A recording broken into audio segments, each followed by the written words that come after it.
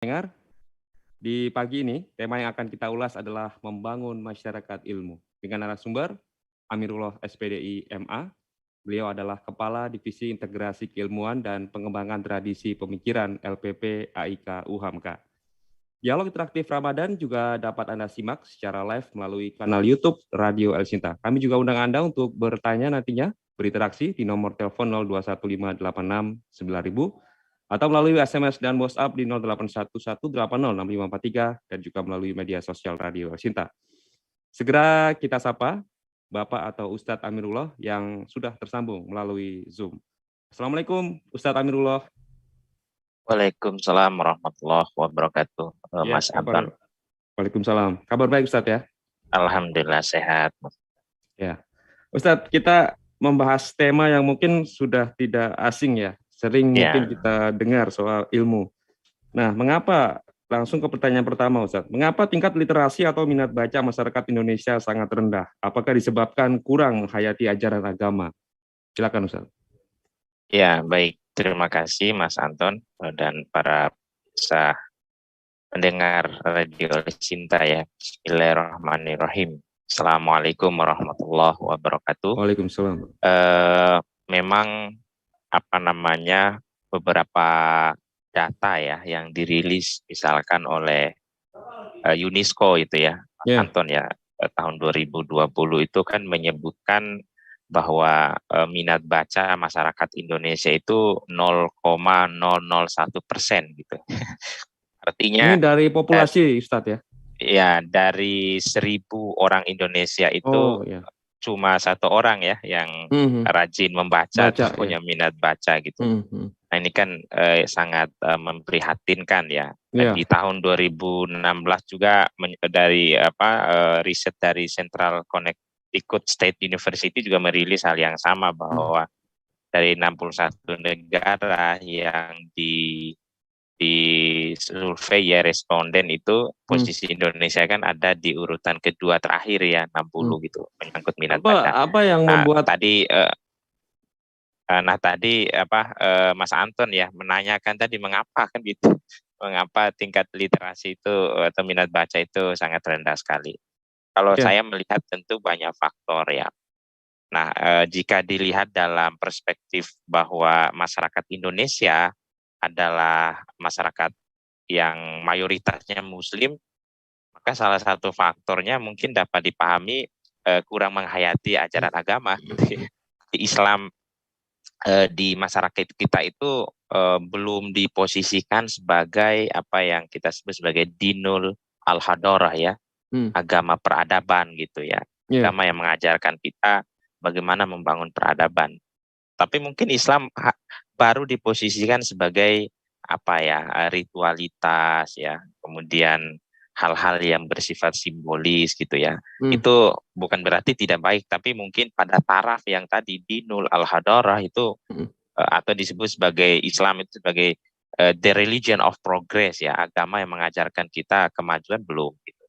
Nah, selain itu tentu ada faktor-faktor lain ya, mungkin faktor pendidikan kita, kualitas pendidikan kita, peran keluarga, ya peran komunitas-komunitas di masyarakat itu memang belum mendorong pada pembangunan kesadaran. Nah, ini kan soal kesadaran aja sebetulnya.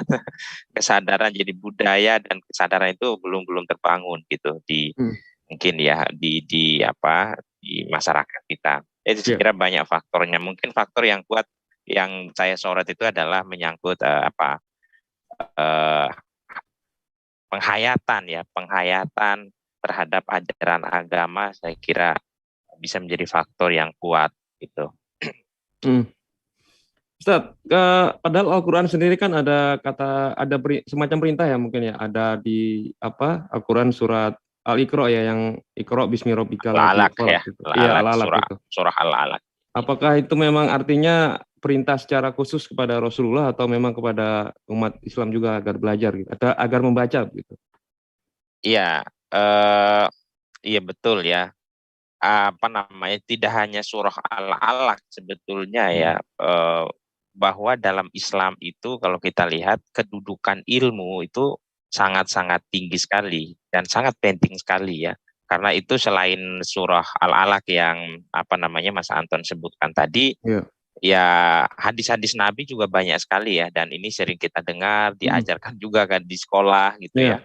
Ya bahwa wajib bagi umat Islam itu mengembangkan ilmu pengetahuan ya, untuk belajar gitu ya. Thalabul ilmi faridatun ala kulli muslim, itu kan yang sangat terkenal ya, yang bahkan anak-anak menghafal itu. Cuma kan ilmu yang dimaksudkan oleh Al-Qur'an, oleh hadis Nabi itu kan tidak terbatas ilmu agama gitu Mas Anton. Nah, seringkali kan masyarakat kita menganggap itu hanya ilmu agama saja. Nah, itu ilmu itu yang dimaksud di situ pengertiannya ya luas ya. Ya bisa ilmu agama, bisa ilmu alam, bisa ilmu sosial humaniora. Nah, ilmu dalam makna yang luas, dan itu wajib kita pelajari, walaupun ya memang Imam Al-Ghazali membagi ilmu itu ada fardu ain dan fardu kifayah gitu. Nah, fardu ain itu yang menyangkut rukun Islam yang harus kita dipelajari. Nah, yang fardu kifayah menyangkut disiplin-disiplin ilmu yang mungkin yang bersifat jurusan kalau sekarang mungkin ya gitu. Nah, tetapi di dalam Al-Quran dan hadis sebetulnya tidak ada batasan seperti itu. Yang ada adalah perintah untuk belajar, perintah untuk mengembangkan sains gitu. Nah, walaupun ada hadis juga kalau tidak salah saya pernah dengar mengatakan bahwa orang yang ahli fikih itu lebih utama ya Ustaz ya. Kira-kira begitu. Ya, mungkin saya nggak tahu itu, tapi saya belum pernah mendengar ada hadis itu. Yang jelas mau itu ahli fikih ya, ahli filsafat, ahli kedokteran, ahli astronomi ya, ahli sosiologi dan apapun itu ya, sepanjang ilmu yang kita kembangkan itu memberi maslahat bagi kehidupan manusia, maka ya itulah ilmu yang dimaksud di dalam terminologi Islam gitu. Nah, jadi apalagi ilmu fikih ya, tentu itu ilmu yang sudah sangat mapan sekali dalam tradisi Islam. Bahkan yang salah satu ilmu yang sudah mapan metodologinya itu kan fikih, yang kita kenal sebagai usul fikih.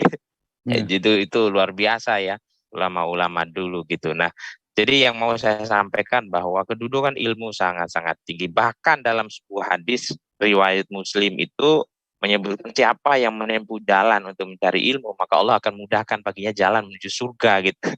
Jadi cuma yang tadi saya kasih catatan bahwa ilmu yang dimaksud itu tidak terbatas ilmu agama tadi.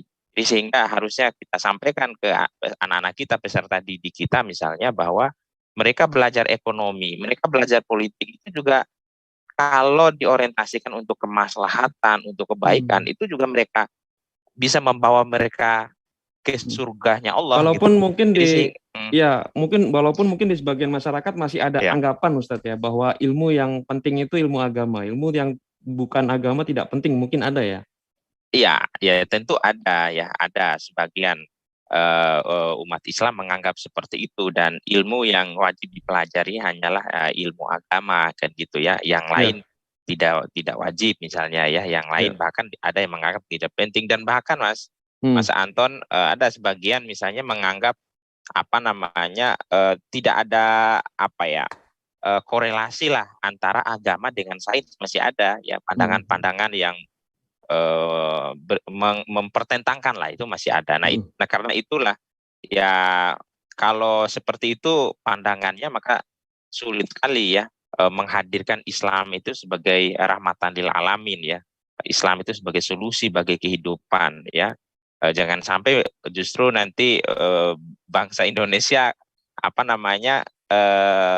tidak maju-maju ya karena sumbangsi agama, kan itu bahaya sekali. Nah, padahal agama mengajarkan kita mengembangkan sains, bahkan kita bisa masuk surga ya, menempuh jalan mencari ilmu itu Allah mudahkan bagian dalam menuju surga kan gitu. Nah, jadi saya kira pandangan-pandangan seperti itulah yang harus kita luruskan, dan generasi-generasi kita ke depan itu harus memiliki pandangan yang integratif lah ya, antara agama dan sains gitu. Baik. Mas Anton. Iya. Ya. Ustaz, sebelum kita lanjut ke pertanyaan selanjutnya, belakangan ini kan kita sering mendengar kata literasi, Ustaz ya. Mungkin literasi itu juga mungkin bisa menjadi semacam respon atau bagaimana seharusnya kita bisa menangkal hoax gitu. Karena kan kalau orang kurang literasi, minim literasi, ada berita yang miring dikit sudah bingung dan bahkan menyebarkan gitu. Nah, sebenarnya ketika kita punya budaya literasi yang tinggi, budaya baca yang tinggi, manfaatnya buat diri pribadi apa sih, selain pengetahuannya ada gitu? Iya, betul Mas Anton ya. Sebetulnya ini berimplikasi kepada banyak hal. Jadi karena itu mengapa wahyu pertama yang Mas Anton tadi sampaikan 1-5 itu Allah memerintahkan, Allah mewahyukan melalui malaikat Jibril kepada Nabi Muhammad, Iqra ya. Ya, Iqra bismi rabbikal ladzi khalaq ya. Khalaqal insana min 'alaq ya. Iqra wa rabbukal akram alladzi 'allama bil qalam ya, 'allamal insana ma lam ya'lam itu. Jadi perintah membaca di situ Iqra. Membaca itu bisa berarti tidak hanya membaca buku ya, Mas Anton. Membaca itu tafsirnya banyak sekali. Membaca itu menganalisis, memahami, mengobservasi ya, dan seterusnya gitu. Membaca artinya tradisi berpikir dan tradisi saintifik gitu kalau kita hubungan dengan sekarang. Nah, bagaimana hubungan dengan yang lainnya? Coba kita bayangkan kalau tradisi akal sehat melalui membaca paling tidak atau literasi yang disebut Mas Anton itu tidak dibangun, maka berimplikasi kepada salah satunya itu adalah itu tadi ya, hoax gitu ya. Makanya di Indonesia data lain menyebutkan ya cerewet di media sosial, tapi literasi membacanya kan rendah sekali tadi yang saya sebutkan tadi. Ini ada implikasinya. Jadi sangat luas implikasinya ke hoax, implikasinya ke soal belakangan misalnya kenapa orang mudah melakukan tindakan kekerasan, karena itu juga kan akal sehatnya enggak tingkat akal sehatnya ya kurang gitu ya. Nah, gitu yang kasusnya Bang Ade misalnya kan gitu, atau yang lainnya misalnya. Nah, dan lebih jauh lagi berimplikasi kepada ekonomi ya, kepada kemajuan sosial secara luas. Gitu. Ya, saya potong sebentar Ustaz. Ketika rasionalitas kita mungkin kurang ya, apakah memang di situ itu emosi yang akan menonjol Ustaz? Nah, ya itu salah satu implikasinya pasti seperti itu ya, karena hidup kita kan yang membimbing hidup kita itu kan ilmu Mas. Ya, ilmu itu ibarat jadi cahaya gitu ya? Ya, ilmu itu ibarat cahaya, ilmu itu adalah ibarat guide buat kita gitu ya. Nah, jadi harusnya ya semakin tinggi ilmu seseorang maka semakin tinggi juga tingkat kebijaksanaannya ya, pengambilan keputusannya yang tepat dan seterusnya. Karena itu literasi itu sangat-sangat penting sekali ya. Ya paling tidak budaya membaca, karena literasi itu kan maknanya luas ya. Budaya membaca, budaya berpikir kritis ya kan. Saya kira itu berimplikasi. Jadi kalau masyarakat kita budaya membacanya bagus ya, literasinya bagus, itu berimplikasi kepada aspek-aspek yang lain ya. Salah satunya yang disebut oleh Mas Anton tadi ya.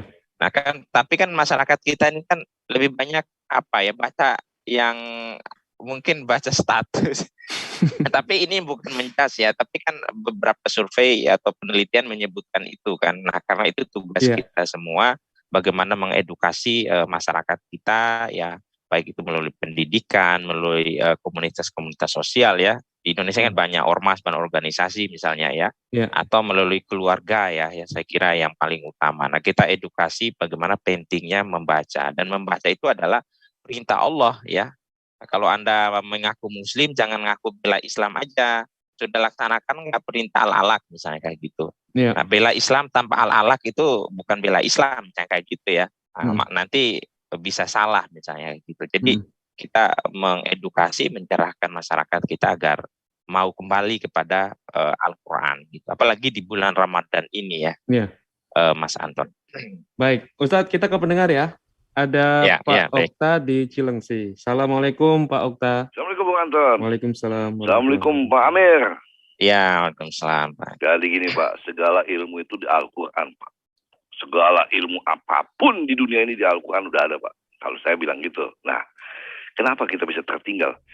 kalau kita bicara ahli-ahli dulu Pak, Ibnu Sina, Ibnu Rusdi, saya lupa Ibnu apa, itu orang Islam semua Pak. Kedekatan pada Al-Quran mereka luar biasa, sepas, hebat, dan kemudian dicuri kan oleh Barat kan ilmu-ilmu mereka kan diakui sebagai, kalau nggak salah seperti demikian. Jadi ahli-ahli pemikiran semua orang Islam sebenarnya kalau kita tahu Pak. Nah kenapa bisa begini sekarang kita Pak ketinggalan? Karena situasi kita terbawa ke arus sekularisme Pak, sekuler. Sangat luar biasa sekuler itu Pak. Melebihi sekuler yang sekuler Pak. Kalau saya lihat ya sekarang ya. Bagaimana kita bisa maju Pak? Ilmu segala macam kalau kondisi begini. Di tengah-tengah. Boleh Bapak cek. Apakah kita mempelajari Al-Quran secara detail kayak mereka? Mungkin beliau-beliau itu luar biasa. Kedekatan kepada Al-Quran Pak. Ya sepanjang saya tahu mungkin begitu kan. Nah artinya sepanjang kita nggak, ya tetap begini aja kalau kita sekuler negara apa ya, kalau kita bicara negara sekuler nggak bakalan maju gitu. Nanti dia bilang Eropa kan sekuler maju, ya terserah. Bagi saya ilmu itu harus dekat dengan Al-Quran dan itu harus asaskan dulu gitu Pak. Bukan nggak bisa kalau sekuler nggak bakalan bisa karena Al-Quran nggak lihat, mau tanda kutip nggak lihat penting kan sekulerisme, nggak kan. Jadi ya kalau kita bicara apapun sepanjang masih patokan sekuler nggak bakalan bisa Pak. Kalau dulu kan dekat sama Al-Quran luar biasa. Ibnu Rusdi, Ibnu ini Avicenna, Ibnu Sina tuh luar biasa kedokteran tuh. Itu bapak kedokteran tuh dunia diakui kan. Jadi kedekatan Al-Quran itu bagaimana bisa di tengah kondisi negara sekuler Pak. Itu kesalahan kita sendiri kenapa kita mau sekuler. Begitu Pak Amir dan Bung Anton ya. Terima kasih, bagaimana pendapatnya. Assalamualaikum. Waalaikumsalam warahmatullahi wabarakatuh Pak Okta. Silakan Ustadz Amir. Iya, menarik ya Pak Okta. Betul ya.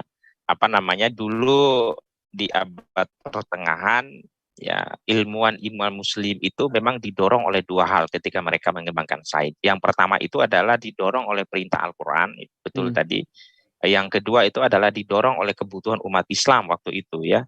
Jadi kalau tidak mengembangkan matematika, ketika tidak mengembangkan kedokteran, ilmu-ilmu yang lainnya, maka kebutuhan kehidupan umat Islam itu tidak akan bisa terjawab. Makanya salah satunya Al-Khawarizmi misalnya, seorang pakar matematika, ketika dia menulis kitab Al-Jabar wal Muqabalah, itu dia sebutkan di dalam pengantarnya bahwa dia menulis kitab tersebut ya karena ingin menjawab kebutuhan umat Islam ya, soal misalnya pembagian harta waris, penentuan Ramadan dan seterusnya, itu kan butuh ilmu matematis kan gitu. Misalnya ini contoh, itu yang pertama. Yang saya sepakat bahwa ribuan ilmuwan muslim dulu itu melahirkan karya-karya hebat gitu ya. Bahkan Ibnu Haisam itu beberapa abad sebelum Francis Bacon. Francis Bacon itu kan disebut sebagai bapaknya ilmuwan, bapaknya saintifik, karena dia meletakkan metode eksperimen kan gitu. Nah, tapi sebetulnya metode itu sudah dikembangkan oleh namanya Ibnu Haisam ya beberapa abad sebelum Francis Bacon misalnya, dan belum lagi ilmuwan-ilmuwan yang lain. Nah, tapi kan sejarah ini kan paling ya kita harus ambil pelajaran bahwa umat Islam pernah memimpin peradaban hampir 1000 tahun itu karena mereka memegang teguh Al-Quran, tidak mempertentangkan agama dan sains ya, membangun tradisi keilmuan yang tinggi. Nah, karena tidak bisa kita maju kalau tanpa tradisi keilmuan kan gitu ya Mas Anton ya. Negara-negara maju sekarang hampir negara-negara yang jadi bukan di sekuler atau tidaknya Ustadz ya, tapi lebih ke tradisi keilmuannya itu ya. Iya, jadi kalau ya artinya kalau sekuler itu kan jelas ya memisahkan peran agama dengan kehidupan publik, termasuk juga sains gitu ya. Sains nggak boleh ada di dalam agama nggak boleh ada di dalam sains gitu kan itu sekuler. Kalau dalam konteks negara juga seperti itu kan. Nah cuma kan kalau di Indonesia kan kita bukan negara sekuler ya Pak Okta, dan kita bukan negara agama ya. Kita adalah negara Pancasila gitu yang di dalamnya nilai-nilai agama itu hidup kan gitu. Coba bayangkan kita ini negara yang paling banyak pesantrennya, nggak ada pesantren mungkin di Arab Saudi ya. Negara yang paling banyak universitas Islamnya di Indonesia. Itu kalau kita bandingkan dengan Malaysia, kita bandingkan dengan negara-negara Islam lainnya termasuk Arab Saudi, lebih banyak Indonesia. Indonesia ini ratusan bahkan hampir ribuan itu sekolah universitas Islam, baik dikelola oleh negara maupun oleh non-negara. Jadi kita ini bukan negara sekuler. Nah, ini peluang sebetulnya Indonesia bangkit menjadi salah satu negara the biggest Muslim in the world ya, negara Muslim terbesar untuk menjadi inilah ya, menjadi ya tampil di muka kita memang bukan Timur Tengah, tapi kita Indonesia, tapi sebenarnya kita bisa menampilkan wajah Islam yang berkemajuan, wajah Islam yang toleran, wajah Islam yang moderat dan seterusnya. Itu sih. Tapi sebelum saya akhiri yang pertanyaan Pak Oka, tapi gini, tidak semua ada dalam Al-Quran ya. Ya tadi misalnya semua apapun ada dalam Al-Quran. Menurut saya juga pernyataan itu mungkin kurang tepat. Nah, ya Al-Quran itu hanya memberikan isyarat untuk pengembangan ilmu pengetahuan, tapi bukan kitab sains itu sendiri gitu. Banyak yang tidak ada dalam Al-Quran lah kan, tapi memberikan isyarat gitu. Di dalam Al-Quran memberikan isyarat terkait bagaimana kita didorong untuk berpikir, meneliti fenomena alam, fenomena dalam diri kita sendiri dan seterusnya. Tapi tidak semua ada dalam Al-Quran. Ada dalam Al-Quran metaverse misalnya kan. Ada dalam Al-Quran. Itu belum terkonfirmasi berarti ya Ustadz ya. Baru kan gitu. Iya. Iya, jadi maksud kita harus menempatkan Al-Quran itu sebagai basiro wa nadhiro ya. Dia adalah petunjuk yang bersifat kebenarannya absolut lah ya, yang tidak dikerangkengi oleh waktu. Nah, kalau sains kan dia ya relatif kan ya, dalam tanda kutip dia terus berkembang gitu. Jadi Al-Quran bukan sains, tapi Al-Quran itu kompatibel gitu ya dengan pengembangan sains dan teknologi gitu. Baik, Pak Amir, kita jumpai pendengar selanjutnya, ada Bu Hajah Ong Maiwa di Pejaten. Assalamualaikum Bu Ong Maiwa. Waalaikumsalam. Ananda Anton. Iya, waalaikumsalam. Pak Ustadz, mohon maaf nih namanya agak ini ya Pak. Iya, Amir saya, Bunda. Iya, begini, bagaimana memahami lingkungan di dalam bulan suci Ramadan itu saya lihat di lingkungan saya habis buka, lalu anak-anak ini memainkan mercon, satu. Kedua, orang-orang pengurus masjid ini kan memahami agama.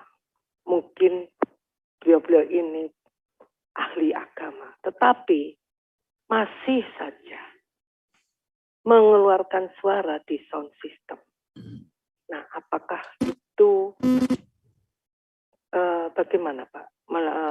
Pak Ustadz, dengan lingkungan, maksud saya sebelum kita sholat tarawih itu sudah ya mendengungkan selawat dan sebagainya.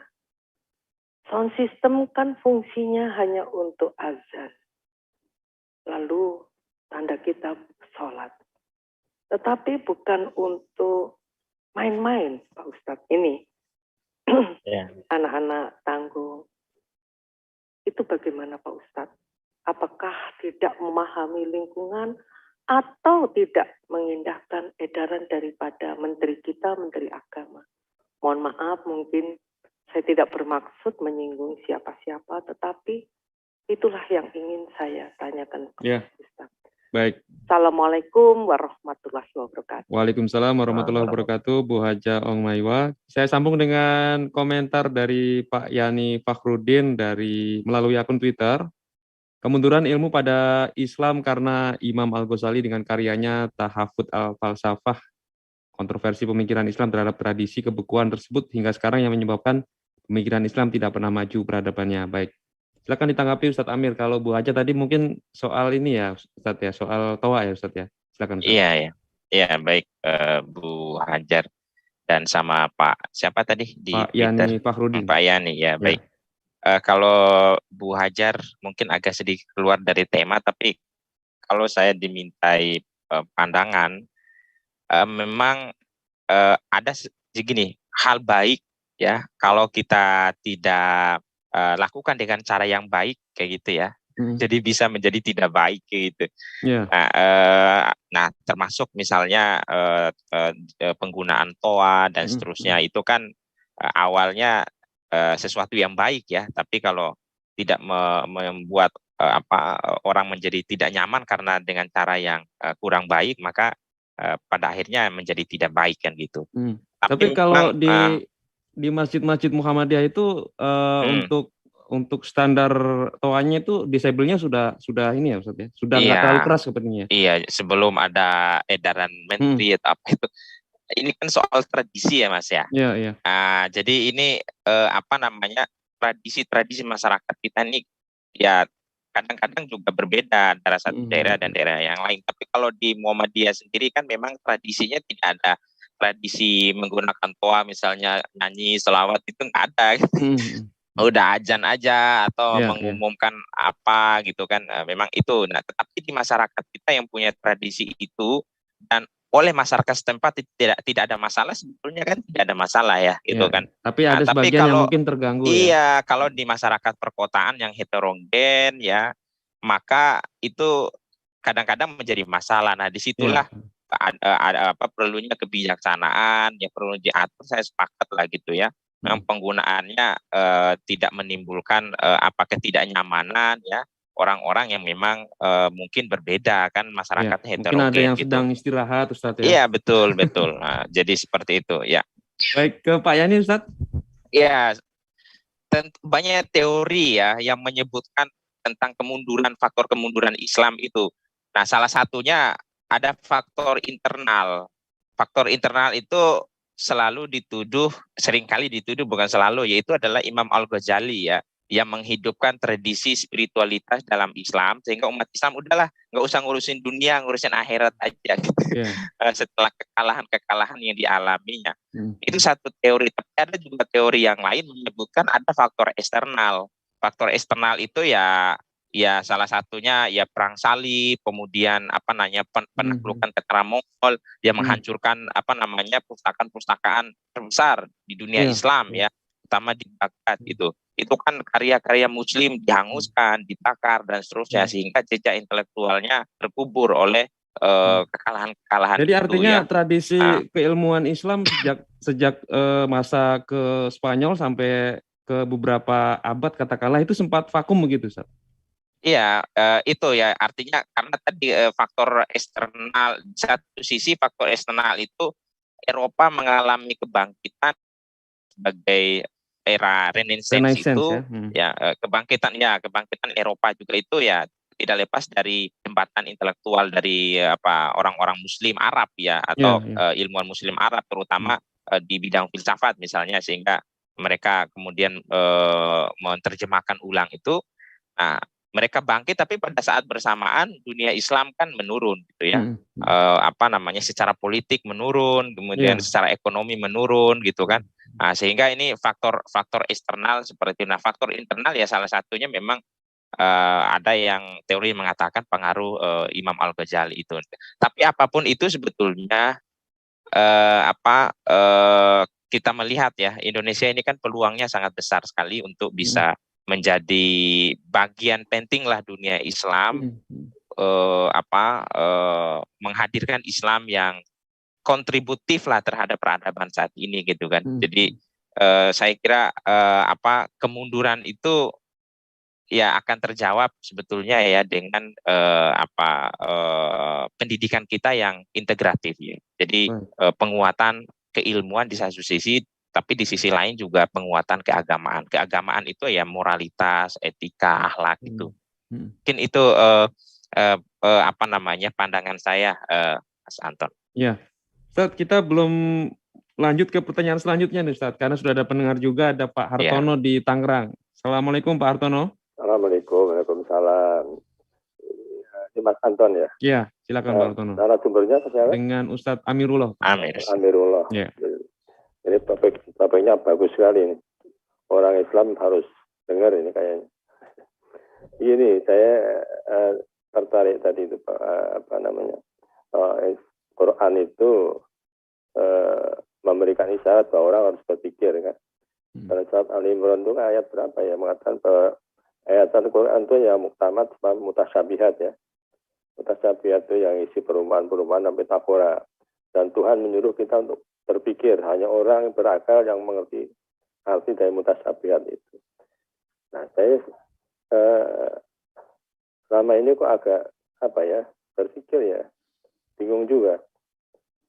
Sekarang ini kok banyak ada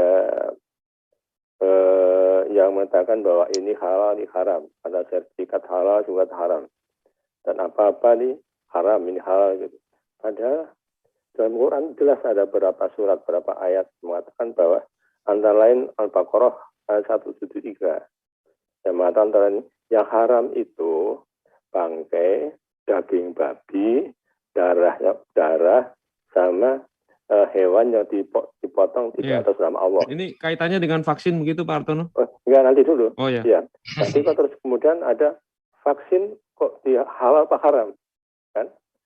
Padahal situ yang dikatakan haram itu daging babi, itu pun daging babi, kulit babi nggak haram gitu loh. Terus bangkai dan darah mengalir dan hewan yang dipotong tidak atas nama Allah. Nah, vaksin kan nggak ada hubungan dengan itu. Iya. Nah, itu aja. Dan banyak sekali yang saya perhatikan, kok sih sampai ada sertifikat halal haram gitu loh. Kok menyimpang dari itu, Nabi aja nggak boleh mengharamkan, ditegur bahwa apa kamu mau menyenangkan istri-istrimu. Dan tidak hanya satu ayat, banyak itu yang ada An-Nahl segala macam mengatakan yang haram itu gitu loh. Jadi kok vaksin harus halal, haram atau halal? Itu menurut Ustadz gimana itu? Baik. Terima kasih. Terima kasih kembali Pak Hartono. Ustadz, saya sambung dengan pertanyaan kedua Ustadz ya. Bagaimana kedudukan ilmu dalam ajaran Islam dan sejarah Islam? Jadi kalau tadi Pak Hartono soal halal haram, kemudian kedudukan ilmu dalam ajaran dan sejarah Islam. Silakan Ustadz. Ya, baik. Pertama yang terkait dengan Pak Hartono ya, walaupun tidak berhubungan langsung dengan tema, tapi begini, saya sepakat ya, kita memang tidak mudah mengharamkan hitam putih lah ya, karena yang memang yang memiliki kewenangan untuk mengharamkan itu hanyalah Allah dan Rasulnya ya. Banyak hal-hal kontemporer yang muncul yang tidak ada secara spesifik misalnya mengharamkan itu gitu ya. Nah, maka disitulah muncul ijtihad, muncul pendapat-pendapat penafsiran terhadap dalil-dalil Al-Quran dan hadis yang dihubungkan dengan itu. Nah, tapi memang kalau kita lihat Al-Quran, sebelum saya jawab yang vaksin tadi, itu di dalam Al-Quran itu kalau kita bandingkan ayat yang terkait dengan fikih, itu hanya sekitar 160 sampai 200 ayat yang berbicara tentang fikih, artinya hukum itu ya. Boleh tidak itu. Sementara yang berbicara tentang fenomena alam semesta yang berhubungan dengan sains ini itu sekitar 800 sampai 1000 ayat ya. Beberapa penelitian menyebutkan seperti itu. Itu belum lagi berbicara tentang sejarah, berbicara tentang diri manusia, berbicara tentang masyarakat kan. Nah, ini artinya lebih banyak ayat yang berbicara tentang fenomena keilmuan daripada ayat berbicara tentang fikih. Nah, ini perspektif Al-Quran ya. Nah, termasuk penelitian Prof. Agus Purwanto itu kan gitu. Jadi lebih banyak ayat bisa. Nah, bagaimana dengan vaksin? Nah, saya kira jelas bukan hanya Indonesia ya, ulama-ulama di Arab Saudi pun ya dalam tanda kutip yang dianggap salafi ya. Nah, mereka juga membuka diri dengan vaksin ini gitu. Nah, jadi saya kira sudah jelas lah vaksin ini sesuatu yang kalaupun dia dibuat dari barang yang haram pun itu kan itu ya pandangan ulama jelas ya. Tapi ya penggunaannya adalah untuk kemaslahatan ya, untuk menghindari dari kemudorotan, maka dia menjadi halal gitu. Jangankan yang jelas halal gitu kan, kan vaksin sekarang kan vaksinnya halal gitu ya. Jadi jangankan yang halal, yang vaksin yang dianggap haram pun ada barang haram di dalamnya, tapi itu untuk ini harus ini pakainya teori makosid, ini nggak bisa pakai satu hadis selesai, tidak. Ini teorinya teori makosid ya. Diturunkan Islam itu adalah salah satunya hibnun nafs ya. Melindungi nyawa manusia, melindungi jiwa manusia, melindungi kehidupan. Nah, dengan teori itulah maka digunakan kalaupun haram. Tapi kan vaksin yang kita gunakan tidak. Nah, ini juga ada hubungan dengan ini cara berpikir anti sains itu kan umumnya yang menolak vaksin sebagian ya, saya tidak mengatakan semua, sebagian itu anti sains gitu kan. Nah, dia kurang percaya gitu, kurang percaya harus dilihat dulu gitu. Ini virus ini ada atau tidak kan gitu. Kalau belum bisa dilihat enggak. Nah, ini kan ya apa namanya cara berpikir anti sains. Saya kira Islam tidak seperti itu, sangat apa namanya ya menghargai betul apa namanya sains, menghargai betul itu apa namanya temuan-temuan keilmuan gitu. Nah, saya kira itu dari Pak Hartono ya tadi. Nah, kalau yang tadi menyangkut kedudukan ilmu dalam Islam, sebetulnya tadi poin-poinnya sudah saya jelaskan ya, bahwa sangat penting sekali dalam Islam ya kedudukan ilmu, bahkan derajat orang yang berilmu dengan yang tidak berilmu itu berbeda ya. Makanya dalam ayat disebutkan ya fa'ilahul ladzina amanu minkum walladzina utul ilma darajat itu. Jadi syarat untuk diangkat derajatnya oleh Allah itu ada dua. Yang pertama itu adalah beriman, yang kedua itu adalah berilmu gitu. Kalau berimannya nggak cukup gitu. Tapi kita nggak punya apa namanya perangkat keilmuan sains ya, kita juga tetap aja diinjak-injak sama orang lain misalnya gitu ya. Jadi iman dan itu syarat diangkat derajat oleh Allah gitu ya. Demikian juga sebaliknya, kalau berilmu saja tidak beriman juga kita rapuh gitu. Itu dalam perspektif Islamnya. Nah, dan bahkan dalam Islam, Mas Anton, itu berbeda antara yang berilmu dan tidak berilmu gitu. Saking pentingnya nih ayat-ayat dalam Al-Quran bisa menyebutkan kul hal yastamil ladina ya'lamun wal ladina la ya'lamun ya. Innama yatadzakkaru ulul albab. Jadi Allah mengatakan, katakanlah wahai Muhammad, apakah sama orang-orang yang mengetahui dengan orang-orang yang tidak mengetahui, orang-orang yang berilmu dengan orang yang tidak berilmu? Ini pertanyaan ini. Kita diminta menjawab ya tidak sama lah gitu ya. Lalu di ayat itu mengatakan sesungguhnya hanya ulul albab itu orang-orang yang berakal sehat, orang-orang yang berilmu lah, orang-orang yang memiliki akal yang dapat menerima pelajaran. Jadi ini kedudukannya sangat-sangat tinggi sekali ya, baik yang tadi sudah saya jelaskan maupun yang ayat-ayat yang tadi itu menunjukkan bahwa ya kita harus kembali kepada Al-Quran. Ini kan bulan Ramadan ya, Mas Anton ya, kembali kepada Al-Quran. Al-Quran mendorong kita untuk mengembangkan sains, mengembangkan keilmuan, mengembangkan literasi. Ya sudah seharusnya kita apa namanya ya tidak hanya inilah ya ibadah ya.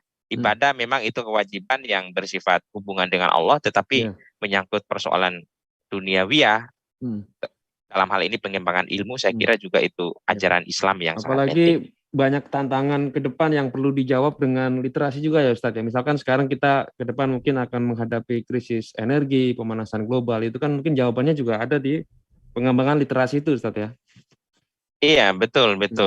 Ya, betul itu ya. Saya kira tantangan ke depan itu menghendaki peran agama, bukan hanya peran ilmuwan ya.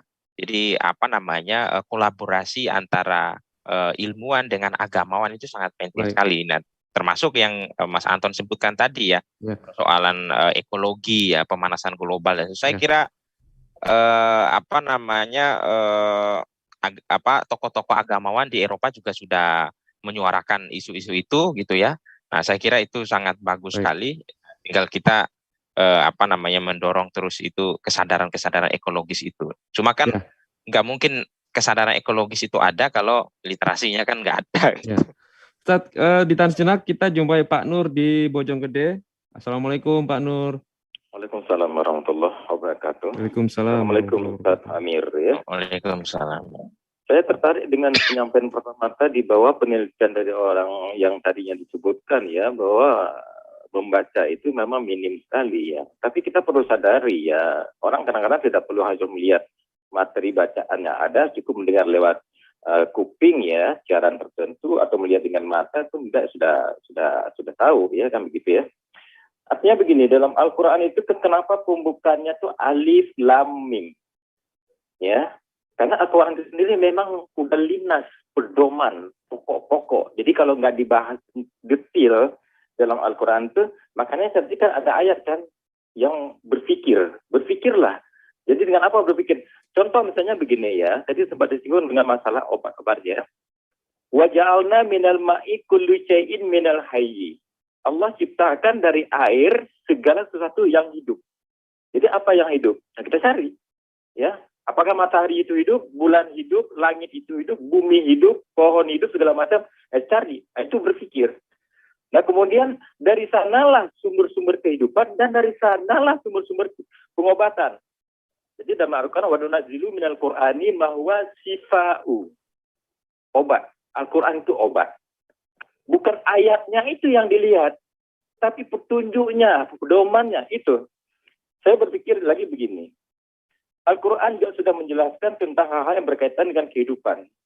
Jadi contoh-contoh yang diberikan oleh Allah yang misalnya dijelaskan dalam kisah-kisahnya, seperti Nabi Adam ahli dalam pertanian dan peternakan. Nabi Yahya ahli strategi pembangunan, IPEK, Yusuf hukum, tata negara, perbankan, ekonomi, sosial, budaya, Inggris, elektronik, arsitektur, dan berbagai macam. Makanya sejarah dalam Al-Quran itu, itulah yang dijadikan hudal linnas. Dicontohkan oleh manusia. Makanya tidak pernah akan berakhir ilmu manusia kalau tidak mendalami isi Al-Quran dan apa kandungannya. Kalau hanya rubah kali Al-Qur'ani wal Qur'anu hanya bisa membaca tapi tidak memahami, maka celaka. Jadi saya berpikir begini kan Pak Amir ya. Inilah tanggung jawab ustadz-ustadz yang mengerti ilmu agama. Tidak hanya berkiblat kepada orang-orang nggak jelas. Tapi mari kita berkiblat kepada dua hal. Nakli dan akli. Demikian. Assalamualaikum warahmatullahi wabarakatuh. Baik, waalaikumsalam warahmatullahi wabarakatuh. Silakan langsung Ustadz. Ya, dengan Pak Nur. Ya, Mas Pak Nur. Pak Nur, ya, Bojong Gede. Jadi tambahan yang saya kira sangat bagus ya. Saya mengomentari sedikit. Betul tadi bahwa way of life ya, way of life atau worldview kita di dalam kehidupan kita gitu ya. Apalagi di bulan Ramadan ini ya. Bulan Ramadan ini disebut juga sebagai bulan Al-Quran ya. Makanya disebutkan syahrul Ramadan alladzi unzila fihil Quran hudal linnas wa bayyinatin minal huda wal furqan itu. Jadi bulan Ramadan adalah bulan yang di dalamnya diturunkan Al-Quran sebagai petunjuk bagi manusia. Nah, tadi yang Bapak sampaikan tadi ya, hudal linnas ya, petunjuk bagi manusia ya. Dan penjelasan mengenai petunjuk itu serta pembeda. Nah, Ramadan seperti yang saya jelaskan tadi, surah pertama yang turun pada bulan Ramadan, ulama menyebutkan itu adalah nanti pada 17 Ramadan ya, yang kita sering peringati nuzulul Quran itu ya, surah Al-Alaq tadi, perintah untuk membaca ya, Iqra, bacalah itu, bacalah yang tadi saya sebutkan, bermakna penafsirnya banyak, baca itu memahami, menganalisis ya, meneliti ya, mengobservasi dan seterusnya itu gitu. Jadi bukan hanya, saya sepakat ya kalau membaca itu adalah salah satu bagian dari literasi gitu ya. Tetapi sekarang ini kan berkembang terus ya. Silakan mau jadi desainer, mau jadi apa, tapi punya kesadaran literasi yang kuat. Nah itu saya kira poinnya. Cuma kan di dalam surah Al-Alaq itu bukan hanya pengembangan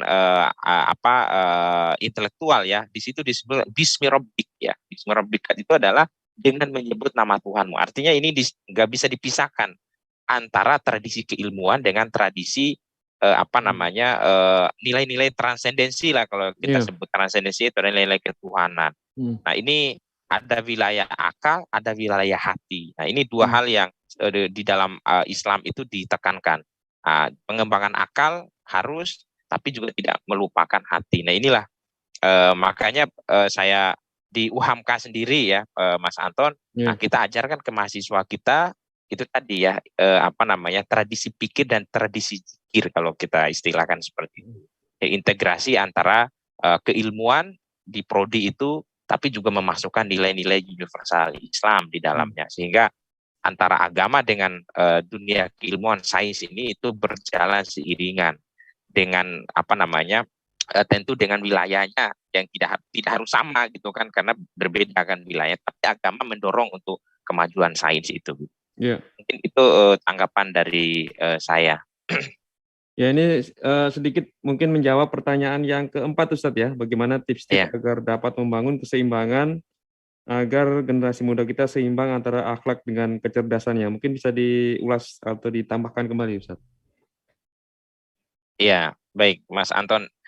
Memang pertanyaan ini nggak mudah untuk dijawab, tapi yang peran berbagai pihak itu sangat penting sekali ya. Yeah.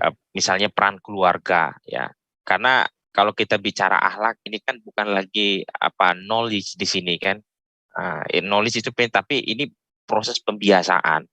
Nah, yang pertama memang peran keluarga kita, karena itu orang tua kita ya di dalam keluarga ya proses pembiasaan untuk melatih anak-anak kita memiliki sikap dan akhlak yang baik, dan pada saat yang bersamaan diciptakan lingkungan tadi pembiasaan membaca yang dia sukai, misalnya dia hobi membaca misalnya, atau tradisi mencintai ilmu pengetahuan gitu ya. Yang itu dibiasakan di dalam keluarga kita, di keluarga lah gitu ya.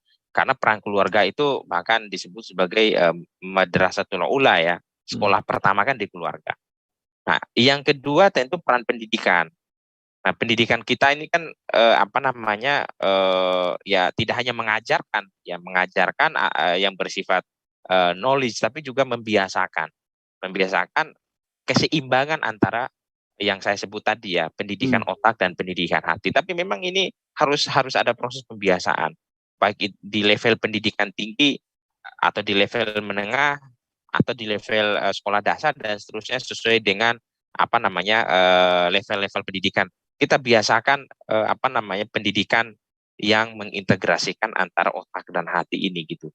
Nah, selain itu tentu peran komunitas-komunitas sosial yang saya sampaikan tadi, kan kita kan banyak komunitas sosial, organisasi-organisasi, ormas-ormas, itu diharapkan juga mendorong kesadaran tadi ya, kesadaran literasi, kesadaran membaca, kesadaran dunia keilmuan ya, tapi pada saat bersama juga penguatan akhlak gitu. Nah, jadi saya kira banyak faktor itu. Nah, tapi bagi teman-teman atau adik-adik kita begini, semakin berakhlak seseorang itu, semakin baik sikapnya, maka dia semakin punya peluang untuk meraih masa depan. Nah, ini teorinya teorinya seperti itu. Jadi peluang untuk bisa jadi orang hebat, bisa jadi orang sukses, itu umumnya itu adalah peluang besarnya itu adalah kepada anak-anak yang memiliki akhlak. Ya, ketimbang anak-anak yang terjerumus pada hal-hal yang tidak baik. Jadi ini ada hubungannya gitu ya. Kalau Anda hanya mengejar kepintaran saja tapi akhlak tidak baik, ya itu tidak mendukung kesuksesan Anda gitu. Tapi kalau Anda akhlaknya baik, Anda pintar, saya kira Anda akan jadi orang hebat. Nah, ini yang saya kira penting bagi yang diingat oleh generasi. Coba kalau sudah terjebak narkoba misalnya, atau terjebak pergaulan bebas yang destruktif, yang merusak, itu menghambat masa depan Anda gitu. Jadi ilmu ya kan, iman dan akhlak itulah kunci kesuksesan, kira-kira seperti itulah ya, Mas Anton, baik kesuksesan di dunia lebih kesuksesan di akhirat. Ya Ustadz, mungkin terakhir Ustadz, di momentum bulan puasa ini, tadi kan Ustadz menekankan bahwa penting untuk umat Islam untuk terus membangun ilmu pengetahuan, menguatkan minat baca dan literasi dalam berbagai tafsirnya Ustadz ya. Kalau kita bicara motivasi ya, sekali lagi ini soal motivasi tadi kan, di situ ada kewajiban ya bahwa namanya umat Islam ya harus meliterasi dirinya, membangun dirinya. Apa motivasi lain yang bisa membuat umat Islam sehingga lebih termotivasi untuk meliterasi diri begitu, Ustaz?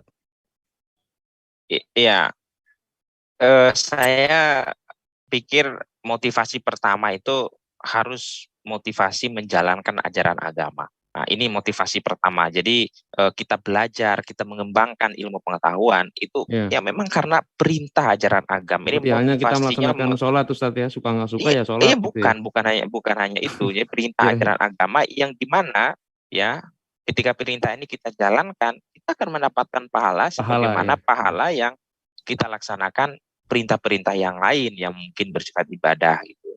Nah, itu yang pertama. Yang kedua, motivasinya tentu ya bangsa kita lah, umat Islam dan bangsa Indonesia tidak akan pernah maju ya kalau umat Islamnya tidak berpikiran maju. Kenapa? Karena konsekuensinya kan mayoritas Muslim, Indonesia adalah mayoritas Muslim terbesar, bukan hanya di Indonesia tapi di dunia. Kalau umat Islam hancur, mungkin bangsa Indonesia juga ikut hancur gitu. Kalau umat Islam maju, bangsa Indonesia juga ikut maju. Sebaliknya kalau negara hancur, umat Islam juga hancur gitu kan. Negara macam gitu. Dalam dunia ekonomi apakah bisa terkorelasi Ustadz bahwa ada yang mengatakan bahwa negara kita ini masih banyak yang menjadi konsumen dibandingkan sebagai produsen begitu. Iya. Jadi itu motivasinya tadi, selain itu ya motivasi kemajuan gitu ya. Karena kita tahu tidak ada kemajuan di dunia ini tanpa bermula dan berawal dari pengembangan tradisi ikro. Ya, kita lihat negara-negara, nggak ada negara-negara maju yang tradisi ikronya rendah. Ya, hampir negara-negara maju yang ekonominya maju ya karena tradisi intelektualnya yang tinggi ya. Baik ya. Bahkan mereka saintifik, berinvestasi besar untuk itu, Ustaz. Berinvestasi besar untuk itu. Bahkan mereka tidak punya sumber daya alam seperti Indonesia misalnya, tapi mereka karena sains dan teknologinya atau dunia keilmuannya sangat maju sehingga mempengaruhi ekonomi mereka ya. Salah satunya tadi ya, mereka berpikir produksi bukan berpikir konsumtif. Nah, ini yang ingin kita dorong. Kalau dalam perspektif agama, ya agama menghendaki itu kan gitu kan. Dan mendorong orang-orang yang meyakini agama itu untuk mengembangkan itu karena itu bagian dari ibadah kepada Allah.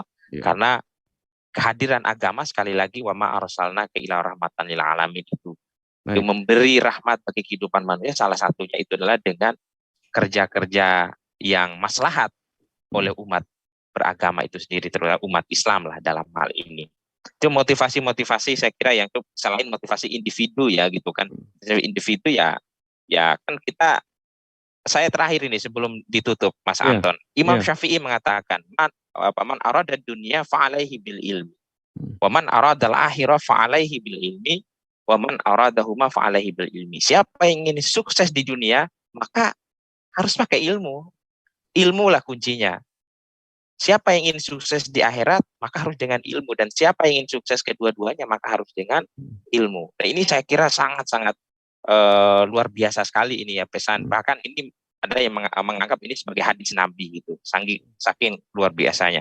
Mungkin itu motivasi individu, motivasi untuk bangsa, motivasi untuk umat, motivasi untuk peradaban yang lebih maju. Nah, itu saya kira harus menjadi pendorong kita untuk mengembangkan dunia keilmuan gitu. Ya, baik Ustaz, gitu. Semoga apa yang disampaikan Ustaz tadi bisa memompa ya semangat kita untuk terus mengembangkan diri, meliterasi diri ke depan ya Ustaz ya. Ya. Baik, terima kasih untuk waktu dan penjelasannya pagi ini Ustaz. Terima kasih Mas Anton dan para pemirsa ya. Demikian tadi pendengar, Ustadz Amirullah SPDI MA, beliau adalah Kepala Divisi Keilmuan dan Pengembangan Tradisi Pemikiran LPPAIK UHAMKA. Terima kasih untuk Anda yang sudah berpartisipasi pada pagi ini dan nantikan dialog interaktif Ramadan di pukul 3 pada waktu dan kesempatan berikutnya. Dialog interaktif Ramadan bersama UHAMKA Jakarta.